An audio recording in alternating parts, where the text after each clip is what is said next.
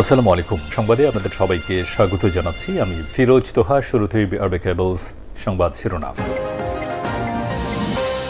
বাংলাদেশের সর্বশেষ গুরুত্বপূর্ণ আপডেট সংবাদে আপনাকে স্বাগত। শুরুতেই সংবাদ শিরোনাম, পরে বিস্তারিত।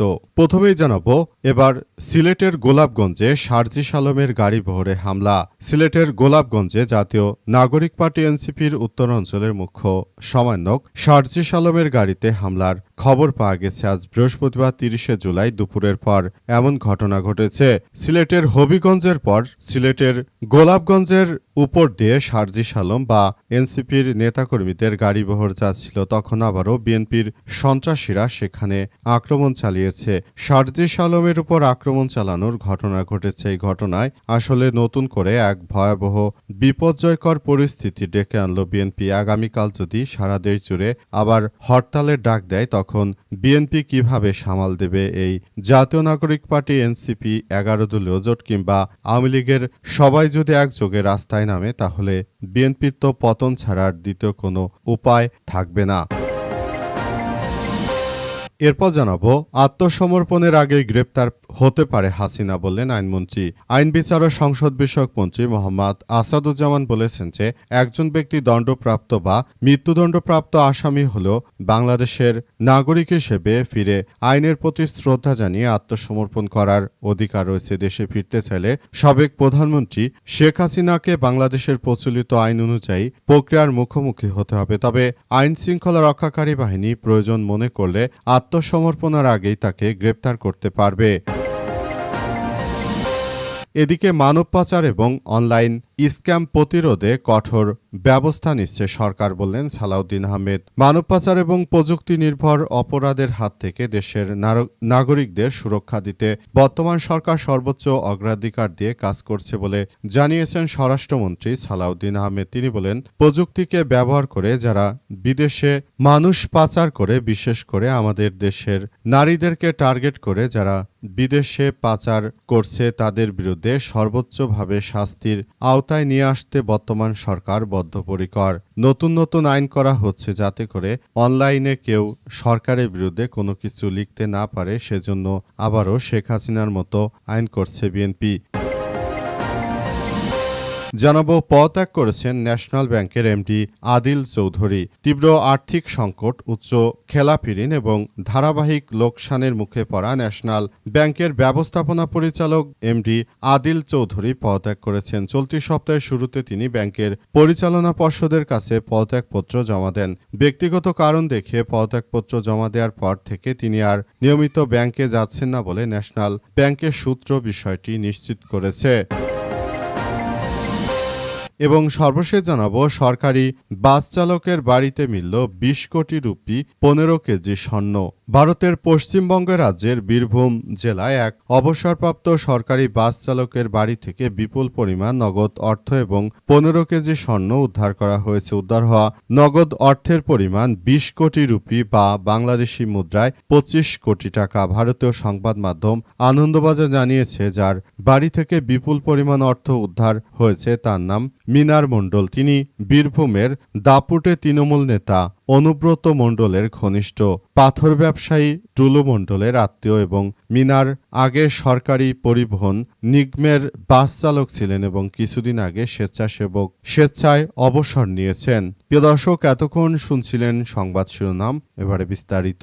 তবে তার আগে বন্ধুরা, অনুরোধ থাকবে এই সংবাদটিতে একটি লাইক দিন।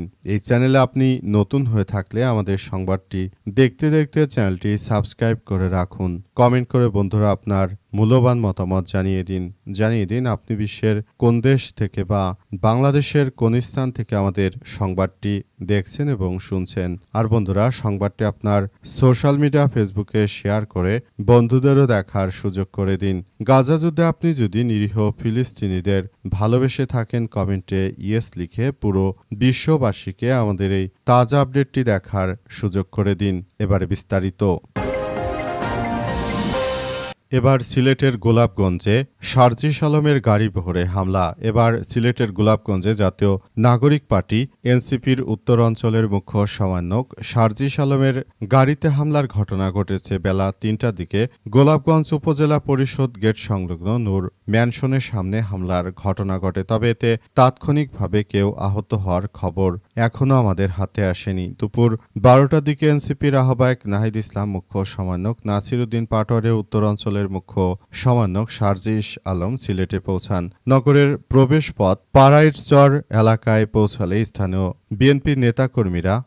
এনসিপি নেতাকর্মীরা তাদের ফুল দিয়ে স্বাগত জানায়। অভ্যর্থনা শেষে এনসিপি দুটি আলাদা দল দুই ভাগে বিভক্ত হয়ে কর্মসূচির উদ্দেশ্যে রওনা হয়। আহ্বায়ক নাহিদ ইসলাম ও নাসির উদ্দিন পাটোয়ারির নেতৃত্বে একটি দল শাহজালাল বিজ্ঞান ও প্রযুক্তি বিশ্ববিদ্যালয় সাবিপ্রবি উদ্দেশ্যে যাত্রা করেন। অন্যদিকে শারজিস আলমের নেতৃত্বে অপর দলটি সিলেটের গোলাপগঞ্জের উদ্দেশ্যে রওনা হয়। বৃহস্পতিবার সকাল 11টা থেকে গোলাপগঞ্জ উপজেলা অডিটোরিয়ামে স্থানীয় শহীদ পরিবারের সদস্যের সঙ্গে মতবিনিময় সভায় অংশ নেন শারজিস আলম সহ এনসিপি নেতারা। সভা শেষে দুপুর 2:45টার দিকে দুপুরের খাবারের জন্য অডিটোরিয়াম থেকে বের হয়ে গোলাপগঞ্জ উপজেলা গেটের নূর ম্যানশনের সামনে পৌঁছালে শারজিস আলমের গাড়িবহর লক্ষ্য করে আতর্কিত হামলা চালায় বিএনপি। পরবর্তী এনসিপি নেতাকর্মীরা গোলাপগঞ্জ থেকে সিলেট শহরের দিকে রওনা দিলে পথিমধ্যে হেতিমগঞ্জ বাজারেও তাদের গাড়িতে হামলার চেষ্টা করা হয়। পরপর দুটি ঘটনার পর গোলাপগঞ্জ উপজেলা পরিষদ চত্বর ও আশপাশের গুরুত্বপূর্ণ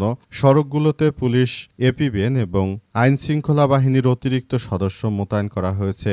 গোলাপগঞ্জ থানার ভারপ্রাপ্ত কর্মকর্তা ওসি মোহাম্মদ সাবেদ আলী গণমাধ্যমকে ঘটনার সত্যতা নিশ্চিত করেন। হবিগঞ্জ এনসিপি জুলাই পদযাত্রা কর্মসূচিতে হামলার ঘটনা ঘটেছে, যার পেছনে ছাত্রদল জড়িত। ওই ঘটনার প্রতিবাদে বিক্ষোভের চেষ্টা করা হলেও শ্রীমঙ্গল ও বাহুবল এলাকায় পুলিশের বাধার মুখে পড়ে এনসিপির নেতাকর্মীরা। আত্মসমর্পণের আগে গ্রেপ্তার হতে পারে হাসিনা বললেন আইনমন্ত্রী। এবার আইনমন্ত্রী আসাদুজ্জামান শেখ হাসিনাকে নিয়ে মুখ খুলেছেন। তিনি আজ সচিবালয়ে সংসদ বিষয়ক আইনশৃঙ্খলা কমিটির সঙ্গে কথা বা আলাপ এর সময় তিনি এসব কথা জানিয়েছেন। তিনি বলেন, বাংলাদেশের যে কোনো মানুষ তারা দেশের প্রচলিত আইনে আত্মসমর্পণ করতে পারে, তবে শেখ হাসিনা আত্মসমর্পণ করার আগে আইনশৃঙ্খলা রক্ষাকারী বাহিনীর হাতে তিনি আটক হতে পারেন। কারণ শেখ হাসিনা যে বিদেশে পালিয়ে গেছে, সেই পালানোর ঘটনাগুলো মূলত এমনভাবে ঘটেছে যেটা দেখে সবাই হতচকিত হয়েছে। কারণ তিনি প্রচলিতভাবে আসলে দেশ ছেড়ে পালাননি। তিনি মূলত নিজের মতো করে রাষ্ট্রের এই গুরুত্বপূর্ণ পদে থাকাকালীন সময় তিনি দেশ ছেড়ে ভারতে পালিয়ে গেছেন। সুতরাং এই মুহূর্তে শেখ হাসিনা কি করতে পারবে কি করতে পারবে না সেটি দেশের আইন ঠিক করে দেবে। যদি শেখ হাসিনা মনে করে তিনি নির্দোষী এবং তিনি আত্মসমর্পণ করতে চান, তাহলে তিনি দেশ থেকে যেভাবে পালিয়ে গেছেন একজন প্রতারক সরকার হিসেবে অবশ্যই তাকে আইনের আওতায় আমরা নিয়ে আসব। শেখ হাসিনাকে অবশ্যই আইন শৃঙ্খলা রক্ষাকারী বাহিনীর হাতে তুলে দেওয়া হবে, যাতে করে তার শাস্তি নিশ্চিত হয় বলে জানিয়েছেন তিনি। আইনমন্ত্রী আরও জানান যে শেখ হাসিনার বিষয়টি অবশ্যই খুবই গুরুতর অপরাধ। সুতরাং তিনি চাইলেই অন্য সবার মতো আত্মসমর্পণ করতে পারবেন না, তার আগেই তাকে আটক করা হবে বলে এমন সিদ্ধান্তের কথাই জানিয়েছেন আইনমন্ত্রী আসাদুজ্জামান। তিনি মনে করেন যে শেখ হাসিনার আর অন্য সবার মতো দেশে ফিরে আত্মসমর্পণের সুযোগ নেই। মানব পাচার এবং অনলাইন স্ক্যাম প্রতিরোধে কঠোর অবস্থানে সরকার বললেন স্বরাষ্ট্রমন্ত্রী সালাউদ্দিন। স্বরাষ্ট্রমন্ত্রী সালাউদ্দিন এবার জানিয়েছেন যে যারা অনলাইনের মাধ্যমে বিদেশে মানুষকে পাচার করা, মানুষের অর্থ আত্মসাৎ করা সহ বিভিন্ন ধরনের অপরাধের সঙ্গে যুক্ত রয়েছে, তাদের কাউকেই ছাড় দেওয়া হবে না। যদি এইভাবে চলতে থাকে তাহলে বড় ধরনের এক সমস্যার সম্মুখীন হতে পারে রাষ্ট্র। তাই এই রাষ্ট্র কাঠামোকে একটি ভালো অবস্থানে নিয়ে যাওয়ার জন্য বর্তমান সরকার তারা দৃঢ়ভাবে কাজ করছে। বর্তমান সরকার চায় যে কোনো মূল্যে আগামীতে একটি সুন্দর ও সমৃদ্ধির একটি রাষ্ট্র কাঠামো তারা গড়ে তুলতে চায়। এজন্য বর্তমান সরকার ব্যাপকভাবে কার্যক্রম শুরু করেছে।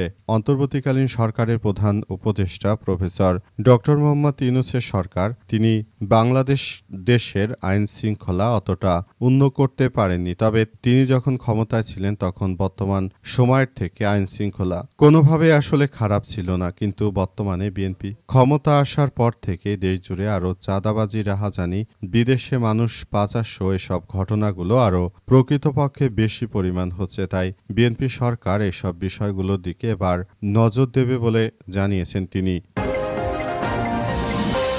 পদত্যাগ করেছেন ন্যাশনাল ব্যাংকের এমডি আদিল চৌধুরী। তীব্র আর্থিক সংকট, উচ্চ খেলাপি ঋণ এবং ধারাবাহিক লোকসানের মুখে পড়া ন্যাশনাল ব্যাংকের ব্যবস্থাপনা পরিচালক এমডি আদিল চৌধুরী পদত্যাগ করেছেন। চলতি সপ্তাহের শুরুতে তিনি ব্যাংকের পরিচালনা পর্ষদের কাছে পদত্যাগপত্র জমা দিয়েছিলেন। ব্যক্তিগত কারণ দেখে পদত্যাগ জমা দেওয়া হয়। পরে তিনি নিয়মিত ব্যাংকে যাচ্ছেন না বলে ন্যাশনাল ব্যাংকের সূত্র থেকে জানা গেছে। গত বছরের 7 জুলাই 3 বছরের জন্য ন্যাশনাল ব্যাংকে যোগ দেন আদিল চৌধুরী। তার আগে যিনি এমডি ছিলেন মোহাম্মদ তৌহিদুল আলম খান, তিনিও মেয়াদ পূর্ণ হওয়ার আগেই দায়িত্ব থেকে পদত্যাগ করেন। ন্যাশনাল ব্যাংকে আসার আগে আদিল চৌধুরী ব্যাংক এশিয়ার প্রেসিডেন্ট ও ব্যবস্থাপনা পরিচালক হিসেবে সফলভাবে দায়িত্ব পালন করেন। আদিল চৌধুরী এমন সময় পদত্যাগ করলেন যখন ন্যাশনাল ব্যাংক উচ্চ খেলাপি ঋণ ও ধারাবাহিক লোকসান ও আমানত প্রত্যাহারের চাপে রয়েছে। সম্প্রতি বাংলাদেশের ন্যাশনাল ব্যাংকে ঢাকার পান্থপথে নির্মীয়মান টুইন টাওয়ার ভবনের ইজারা দেওয়ার অনুমতি দিয়েছে ন্যাশনাল ব্যাংক। 2022 সাল থেকে প্রতিবছর লোকসান গুনছে। উচ্চ খেলাপি ঋণ এবং বিদেশি আর্থিক অনিয়মের কারণে তাদের পুঞ্জীভূত লোকসানের পরিমাণ প্রায় 8,900 কোটি টাকায় পৌঁছেছে। আওয়ামী লীগ সরকারের সময় দীর্ঘদিন ধরে শিকদার গ্রুপ ন্যাশনাল ব্যাংকের পরিচালনা পর্ষদের নিয়ন্ত্রণে ছিল। তবে 2024 সালে বাংলাদেশ ব্যাংকের হস্তক্ষেপের পর ব্যাংকটির উপর নিয়ন্ত্রণ হারায়। এখন ন্যাশনাল ব্যাংকের পরিচালনায় যুক্ত হয়েছে মাল্টিমোড গ্রুপ, হোসাব গ্রুপ এবং আরবানা গ্রুপের পরিবারের সদস্যরা।